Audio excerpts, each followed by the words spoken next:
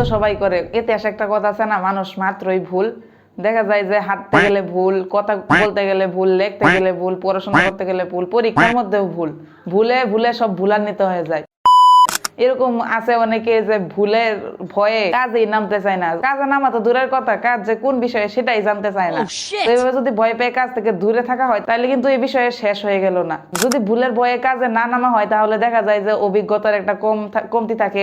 আবার দেখা যায় যে ভবিষ্যতে আবার এই কাজটাই ঘুরে ফিরে আসতে পারে, যেটা করা আবশ্যক হয়ে দাঁড়াইতে পারে। তো কাজে নামাটা খুব জরুরি। ভুলের ভয়ে যদি কাজে না নামা হয় তাহলে কিন্তু এই সমস্যাগুলো হতে পারে।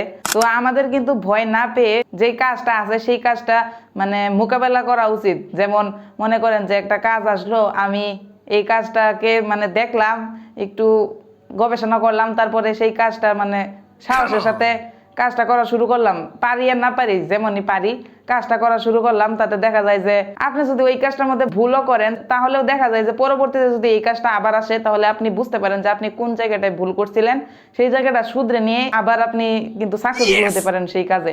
তো আমার ক্ষেত্রে যদি আমার কথা বলি, দেখা যায় যে আমিও এডিটিং করতে গেলে ভুল, পড়াশোনার মধ্যেও ভুল, আবার একটা ক্রিকেটিং শট যদি খেলতে চাই সেটার মধ্যেও ভুল হয়। মাঝে মাঝে এমন লাগতো যে মানে আমি ডিমোটিভেটেড হয়ে যেতাম। তো কাজে কিন্তু মানে সাহসিকতার সাথে নামা দরকার এবং কাজটা করা দরকার, যতই ভুল হোক। তো ভয় না পেয়ে যদি আপনারা কাজে নেমে পারেন তাহলে কিন্তু অভিজ্ঞতা অর্জন হলো, আবার পরবর্তীতে যদি এই কাজটা আসে আপনারা সেটা আবার সাকসেসফুলি সেই কাজটা শেষ করতে পারবেন।